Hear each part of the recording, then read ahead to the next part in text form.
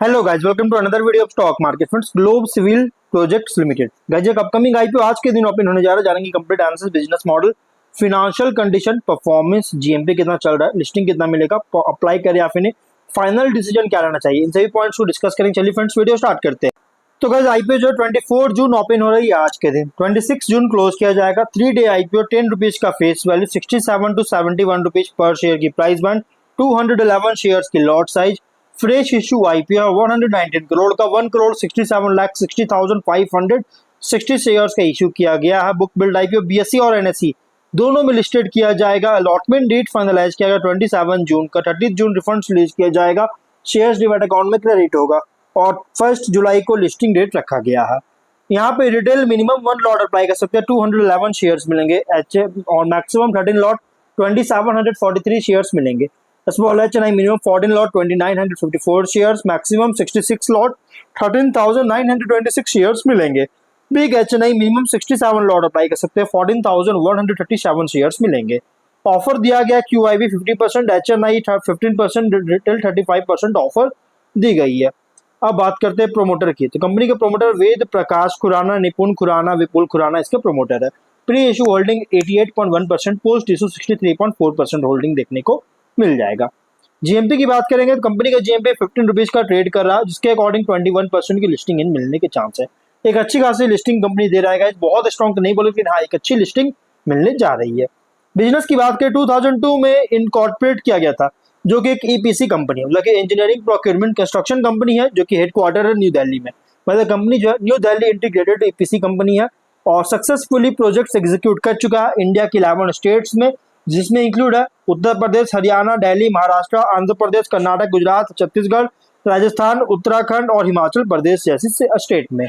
37 projects company complete कर चुका है और अभी कंपनी के पास 12 ऑन गोइंग प्रोजेक्ट्स पर काम कर रही है, जिसमें इंक्लूड है 5 सोशल और कॉमर्शियल प्रोजेक्ट्स। और 31 अगस्त के अकॉर्डिंग ऑर्डर बुक की बात करें 893 करोड़ के अराउंड इसका ऑर्डर बुक है, जो कि 14 प्रोजेक्ट्स कवर कर रही है 31 अगस्त के, मतलब लास्ट ईयर के अकॉर्डिंग। और 6 जिसमें से 6 इंफ्रास्ट्रक्चर जो कि सोशल और कमर्शियल प्रोजेक्ट्स, 3 इंफ्रास्ट्रक्चर है जो कि transport and logistics project, 4 non infra है housing projects, 1 non infra commercial office project company जो है सो कर रही है। और इसके अगर बात करें तो कंपनी के पास वर्क फोर्स जो है 112 परमानेंट एम्प्लॉइज का वर्क फोर्स है, जो कि लीडरशिप टीम के जो कि एक्सटेंसिव डोमेन एक्सपर्टाइज के साथ बैक किया गया, द्वारा बैक किया गया, और स्ट्रेटेजिक नेटवर्क जो कि ज्वाइंट वेंचर्स का भी स्ट्रेटेजिक नेटवर्क भी स्टैब्लिश कर चुका है, जिससे हाई वैल्यू प्रोजेक्ट्स जो है एफिशिएंटली डिलीवर कर सके। ज्यादातर फोकस किया जा रहा है यहाँ पे पब्लिक इंफ्रास्ट्रक्चर, अर्बन डेवलपमेंट पर जो है सो फोकस लगातार इंक्रीज कर रही है, और जो कि एक वेल पोजिशन है जिससे इंडिया की ग्रोइंग ईपीसी अपॉर्चुनिटीज को कैपिटलाइज कर सकती है, इस पर कैपिटलाइज कर सकता है। फिनेंशियल की बात करें कि कंपनी का जो बिजनेस है ईपीसी और एमईपी प्रोजेक्ट्स और उससे रिलेटेड सर्विसेज प्रोवाइड करती है। और अगर हम बात करें तो कंपनी का अगर देखा जाए तो यहाँ पे अगर देखिएगा तो लगभग अगर हम फिनेंशियल की बात करते हैं तो एसेट्स था 22 में 229.8 करोड़ का, लगातार इंक्रीज का, और अभी ये 9 मंथ्स में 374.6 करोड़ का। नेट वर्थ था 57.4 करोड़ का, अभी ये 99.8 करोड़ का। रिजर्व्स था 55 करोड़ का, अभी ये 56.9 करोड़ का। देखिए यहाँ पे रिजर्व्स जो है 9 मंथ्स में डाउन देखने को मिला है। डेट 138 करोड़ का डेट कंपनी पर देखने को मिला, बहुत ज्यादा डेट कंपनी पर देखने को मिल रहा है, ये कंसर्न रेज करने वाली बात है। अब रेवेन्यू, प्रॉफिट और एबिटिडा की बात करते हैं। 22 में 286.8 करोड़ का रेवेन्यू, 23 करोड़ का एबिटिडा, 5.2 करोड़ का प्रॉफिट। 23 में 235 करोड़ का रेवेन्यू, 20.8 करोड़ का एबिटिडा, 4.8 करोड़ का प्रॉफिट। 24 में 334.8 करोड़ का रेवेन्यू, 44.6 करोड़ का एबिटिडा, 15.4 करोड़ का प्रॉफिट। 9 मंथ्स में अगर देखा जाए 256.7 करोड़ का रेवेन्यू, 39.3 करोड़ का एबिटिडा, 17.8 करोड़ का प्रॉफिट। तो कंपनी का फिनेंशियल अगर देखा जाए ना तो 24 तक कंपनी जो है प्राइमरी फोकस था इसका एजुकेशनल इंस्टीट्यूट प्रोजेक्ट्स पर, और 23 तक मतलब 24 तक जो है मतलब फिनेंशियल 24 तक, और इसीलिए 23 में गाइस डीग्रोथ देखने को मिला है कंपनी का। यहाँ पे 23 में डीग्रोथ देखने को मिला क्योंकि कंपनी सिर्फ और सिर्फ एजुकेशनल इंस्टीट्यूट प्रोजेक्ट्स पर ही काम करता था, लेकिन अब जो है डाइवर्स एक्टिविटीज अब जो है कंपनी करना शुरू किया 24 फिनेंशियल ईयर से, जो कि एक इंडिकेशन किया गया मतलब 25 से, जो कि एक इंडिकेशन दे रही है कि कंपनी बहुत स्ट्रॉन्ग बूस्ट देखने को मिला है कि 24 में ये सो देखने को मिल रहा है, 24 में जो सो ये किया गया है। और अभी यहाँ पे लेकिन डी ग्रोथ है 23 के टॉप एंड बॉटम लाइन, ये थोड़ा सा कंसर्न रिस्क करने वाली बात है, लेकिन डाइवर्स एक्टिविटीज जो आया है, इसी कारण से कंपनी का जो रेवेन्यू प्रॉफिट में इंक्रीज किया 24 से। ROE 21.9%, ROC 23%, debt equity 1.6 time, RONW 19.8%, PAT margin 5.6%, EBITDA margin 13.4%, price to book value 4 time, PE ratio 19.8 time का है। देखिए अगर हम बात करें कुछ रिस्की पॉइंट का, तो सिग्निफिकेंट पोर्शन जो है इसका ऑर्डर बुक डिपेंड करता है CPWD प्रोजेक्ट्स पर, और जो कि इसमें अकाउंटेंट की बात करेंगे तो कंस्ट्रक्शन प्रोजेक्ट्स रिसीट जो है इसका कंट्रीब्यूशन अगर देखा जाए 54.6%, 57.5%, 29.7% और 9 मंथ्स में 10.1% कंट्रीब्यूशन था। और इसीलिए गाइस प्रोजेक्ट पाइपलाइन जो कि CPWD से जो प्रोजेक्ट पाइपलाइन में अगर कोई एडवर्स चेंज होता है या फिर बिड्स को विन करने में इनेबिलिटी होता है या फिर नॉर्म्स का जो प्री क्वालिफिकेशन नॉर्म्स को में अगर कोई चेंजेस आता है जिससे इसका फ्यूचर ग्रोथ और रेवेन्यू विजिबिलिटी को भी हिट कर सकती है। सिग्निफिकेंट पोर्शन जो है रेवेन्यू ये भी सोशल और कमर्शियल इंफ्रास्ट्रक्चर सेगमेंट से जनरेट करता है, स्पेशली एजुकेशनल इंस्टीट्यूशन जो कि 24 तक कंपनी काम करती थी, सिर्फ प्राइमरी बिजनेस था। और जो कि कंट्रीब्यूशन देखिए तो 48.9%, 38.7%, 47% और 9 मंथ में 62%। और इसीलिए गाइस इस बजटरी एलोकेशन जो है या इंफ्रास्ट्रक्चर एक्टिविटी जो है इस सेगमेंट में अगर स्लो डाउन होता है तो गाइस कंपनी का बिजनेस प्रोस्पेक्ट और ग्रोथ अपॉर्चुनिटीज को रिस्ट्रिक्ट कर सकता है, जिससे इसका पूरी तरह से इम्पैक्ट करेगा बिजनेस प्रोस्पेक्ट को।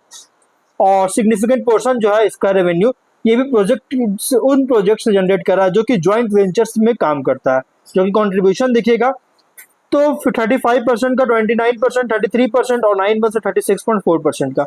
और इसीलिए ज्वाइंट वेंचर या कंसोर्टियम पार्टनर है, इसके द्वारा जो कोई अगर फेलियर होता है या कॉन्ट्रैक्चुअल ऑब्लिगेशन परफॉर्म करता है तो एडिशनल रिस्पॉन्सिबिलिटीज इंपोज कर सकता है या कंपनी को रिस्क क्रिएट कर सकता है, जिससे प्रॉफिटेबिलिटी को भी रिड्यूस कर सकता है और इसे लॉसेस पुश कर सकता है, लॉसेस देखने को मिल सकता है।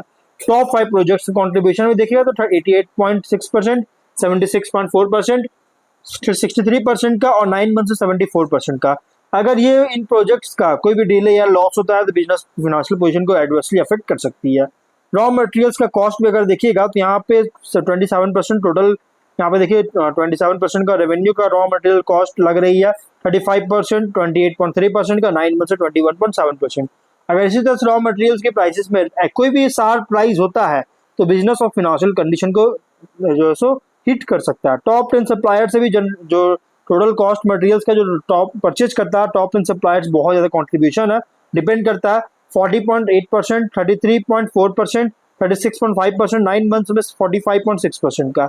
अगर इसके एक क्या उससे ज़्यादा सप्लायर्स के सप्लाईज में कोई डिस्ट्रप्शन होता है तो बिजनेस फिनांसेस को एडवर्सली अफेक्ट कर सकता है। कंपनी हैवली रिलाई करता है सब कॉन्ट्रैक्टर्स पर लेबर, मटेरियल्स और स्पेशलाइज्ड वर्क के लिए, जिसका कंट्रीब्यूशन टोटल एक्सपेंस अगर देखा जाए तो इसका परसेंटेज जो है 48%, 35%, 44% और 9 मंथ्स में 54.6%। इसलिए गाइस इन स्पेशलाइज्ड टास्क को एग्जीक्यूट करने में जो सब कॉन्ट्रैक्टर्स के द्वारा कोई भी डिफॉल्ट या कॉन्ट्रैक्ट लेबर का शॉर्टेज होता है तो ये एडवर्सली इंपैक्ट करेगा प्रोजेक्ट टाइमलाइंस, कैश फ्लो और ओवरऑल ऑपरेशंस को। सिग्निफिकेंट पोर्शन जो रेवेन्यू है दिल्ली से ही जनरेट करता है, कंट्रीब्यूशन अगर देखा जाए 15.8%, 22%, 47% और 9 मंथ्स में 66%। और इसलिए इस रीजन में कोई भी डिस्ट्रप्शन होता है तो ये निगेटिवली इंपैक्ट करेगा रेवेन्यू, प्रॉफिटेबिलिटी और फाइनेंशियल कंडीशन को। 9 मंथ्स के अकॉर्डिंग इसका ट्रेड रिसीवेबल जो है 48.9% करोड़ का है, जो कि 24 में 46.5 करोड़, 23 में 33 करोड़ का, 22 में 19 करोड़ का और लगातार इंक्रीज करता हुआ देखने को मिल रहा है। और 9 मंथ्स में अगर देखा जाए तो लगभग यहाँ पे जो है लगभग यहाँ पे देखिए बहुत ज़्यादा देखने को मिला। और इसीलिए गाइस अगर इस रिसीवेबल को कलेक्ट करने में फेलियर होता है ऑन टाइम, जिससे इसका निगेटिवली इंपैक्ट करेगा बिजनेस फिनेंशियल कंडीशन को। Negative cash flow operating activity से जनरेट किया 9 मंथ्स में और 23 में, जो और साथ में इन्वेस्टिंग एक्टिविटी से भी जनरेट किया 9 मंथ्स और 24 में और 23 में, और नेगेटिव कैश फ्लो जनरेट किया फाइनेंसिंग एक्टिविटी से 22 में। और इसी तरह से अगर ये कैश आउटफ्लोज कंटिन्यू होता है जिससे इनफ्लोज को एक्सिड कर जाए फ्यूचर में तो लिक्विडिटी चैलेंजेस फेस करना पड़ सकता है। और अगर कंपनी जो 9 मंथ्स के अकॉर्डिंग कंटीजेंट लाइबिलिटीज जो है 23 करोड़ का, अगर ये कंटीजेंट लाइबिलिटीज मटेरियलाइज होती है तो एडवर्सली अफेक्ट करेगा बिजनेस रिजल्ट ऑफ ऑपरेशन और फाइनेंशियल कंडीशन को। सिग्निफिकेंट पोर्शन जो है कंपनी का बिजनेस ये डिपेंड करता है गवर्नमेंट और पब्लिक सेक्टर कॉन्ट्रैक्ट्स पर। कंट्रीब्यूशन अगर देखा जाए तो 95% का, 91%, 89% और 91% का। और इसीलिए गवर्नमेंट पॉलिसीज में कोई चेंज होता है या फिर पेमेंट्स प्रोजेक्ट अप्रूवल्स में कोई डिले होता है, कॉन्ट्रैक्ट टर्मिनेशन होता है गवर्नमेंट अथॉरिटीज के द्वारा, तो एडवर्सली इम्पैक्ट करेगा रेवेन्यूज कैश फ्लो और ओवरऑल फाइनेंशियल कंडीशन को। कंपनी के प्रोमोटर्स और डायरेक्टर्स जो है इन्वॉल्व है लीगल प्रोसीडिंग्स में, जो कि जजमेंट इस कोई भी केसेस का जजमेंट जो है इसके बिजनेस प्रोस्पेक्ट को हर्ट कर सकता है एडवर्स जजमेंट होने के कारण। 25 फिनेंशियल के according outstanding financial indebtedness 262.7 crore का, अगर इसको रीपे नहीं कर पाता है तो फाइनेंशियल पोजीशन को भी हार्म कर सकता है। तो ये कुछ रिस्की पॉइंट है इस कंपनी का जो कि कंसर्न रेज कर रही है इसके कंपनी में। और अगर हम बात करें इस कंपनी का जीएमपी 15 रुपीज का 21% की लिस्टिंग मिलने के चांस है। ऑब्जेक्टिव क्या है, working capital requirement, construction equipment और मशीनरीज का परचेज करना चाहती है, जनरल कॉर्पोरेट की फंडिंग चाहती है। अभी 31 मार्च 2025 फिनेंशियल के अकॉर्डिंग 669 प्लस करोड़ का जो है सो ऑर्डर बुक है इसके ऑन हैंड, जो कि इसको एक मतलब कि सपोर्ट दे रही है। और इसलिए आप मीडियम टू लॉन्ग टर्म के लिए अप्लाई करने की सोच रहे हैं तो आप अप्लाई कर सकते हैं, लॉन्ग टर्म के लिए अप्लाई कर सकते हैं, लिस्टिंग के लिए अप्लाई करना चाहते हैं तो आप अप्लाई कर सकते हैं गाइस। कंपनी बहुत अच्छी है, फंडामेंटली बहुत स्ट्रॉन्ग कंपनी है, तो आप कंसीडर कर सकते हैं गाइस। लेकिन फाइनल डिसीजन जो भी लीजिएगा अपने रिस्क पर लीजिएगा, कोई रिकमेंडेशन वीडियो नहीं है। तो मिलते हैं नेक्स्ट वीडियो में।